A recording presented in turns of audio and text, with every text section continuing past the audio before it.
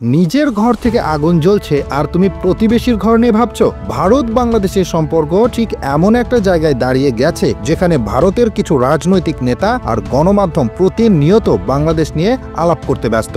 এত সময় বাংলাদেশ নিয়ে ভাবো না, বরং নিজের দেশ সামলাও ভাই। ভারত বিশ্বের অন্যতম বৃহৎ গণতন্ত্র, কিন্তু এই গণতন্ত্রের ভেতরে হরেক রকম সমস্যা, খাদ্য সংকট থেকে শুরু করে দারিদ্র, বেকারত্বের হার বাড়ছে, কৃষকদের আত্মহত্যা যা বছরের পর বছর ধরে চলমান, ধর্মীয় সহিংসতাও সাম্প্রদায়িক বিভাজন। তারপরেও ভারতীয় কিছু রাজনৈতিক নেতা আর গণমাধ্যম বাংলাদেশ নিয়ে এতটাই মেতে থাকে যে মনে হয় তাদের নিজেদের দেশ তো পৃথিবীর সবচেয়ে সুখী জায়গা। ভারতীয় গণমাধ্যম প্রায় দেখা যায় বাংলাদেশকে ঘিরে নেতিবাচক সংবাদ ছড়িয়ে দেওয়া হয়, যেমন বাংলাদেশে নাকি গণতন্ত্র নেই, বাংলাদেশের অর্থনীতি ভেঙে পড়েছে, বাংলাদেশ থেকে অবৈধ অভিবাসীরা ভারতের দিকে ছুটছে। কিন্তু বাস্তব চিত্রটা কি? বাংলাদেশের অর্থনীতি দক্ষিণ এশিয়ায় অন্যতম দ্রুত গতিতে এগিয়ে যাচ্ছে। মাথাপিছু আয়, রপ্তানি ও নারী কর্মসংস্থান সব দিক থেকে বাংলাদেশ অনেক উন্নতি করেছে। ভারতীয় সংবাদ মাধ্যমগুলোর বক্তব্যের বিপরীতে বাংলাদেশ থেকে ভারতের দিকে অবৈধ অভিবাসনের হার নিতান্তই নগণ্য।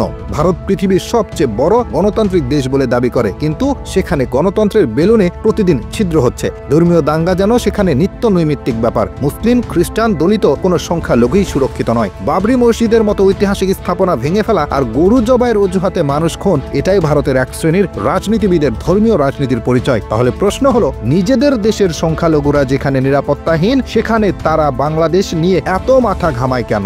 ভারতে নারী নির্যাতনের হার প্রতিনিয়ত বাড়ছে। 2024 সালে বিশ্বের নারীদের জন্য সবচেয়ে অনিরাপদ দেশগুলোর মধ্যে ভারত শীর্ষে। গণধর্ষণ, যৌন হয়রানি, এসিড হামলা এসবের সংখ্যা বাড়তেই আছে। দিল্লি, মুম্বাইয়ের মতো শহরগুলোতে সন্ধ্যার পর নারীদের বের হওয়া যেন ভয়ঙ্কর এক চ্যালেঞ্জ। বাংলাদেশে নারীরা অনেক এগিয়ে গেছে, তাদের শিক্ষার হার বাড়ছে, কর্মক্ষেত্রে তারা এগিয়ে। ভারতকে তো এই বিষয়গুলোতে শিক্ষা নেওয়া উচিত, আদা ছোড়াছুরি করা নয়। ভারতীয় সরকারের স্বচ্ছ ভারত মিশন শুনতে দারুণ, কিন্তু বাস্তবতা জানেন? গ্রামে তো বটে, শহরেও খোলা জায়গায় টয়লেট করা অনেকের অভ্যাস। বিশ্বে খোলা জায়গায় মলত্যাগের দিক থেকে ভারতের অবস্থান শীর্ষে। এখনো মানুষ নদী, খোলা মাঠ কিংবা রেল লাইনের পাশে কাজ ছাড়ে, আর তারা বাংলাদেশের উন্নয়ন নিয়ে প্রশ্ন তোলে। ভারতীয়রা নিজেকে অতীতের মহান সভ্যতার উত্তরসূরি মনে করে, অথচ বাস্তবতা হলো দেশটিতে ব্রিটিশদের তৈরি স্থাপনাগুলোর উপরই এখনো পুরোপুরি নির্ভরশীল। রেলওয়ে, পুরনো অফিস ভবন, আদালত সবই ব্রিটিশদের রেখে যাওয়া অবদান। নতুন কোনো স্থাপত্য বা আধুনিক নির্মাণে খুব বেশি অগ্রগতি দেখা যায় না। বাংলাদেশ পদ্মা সেতু বানায় নিজস্ব অর্থায়নে, আর ভারতীয় মিডিয়া সেখানে দুর্নীতির গল্প খুঁজে বেড়ায়। নিজেদের উন্নয়ন কোথায়? মোদী সরকার ক্ষমতায় আসার পর থেকেই ভারতীয় রাজনীতিতে ধর্মকে ব্যবহার করার প্রবণতা বেড়েছে।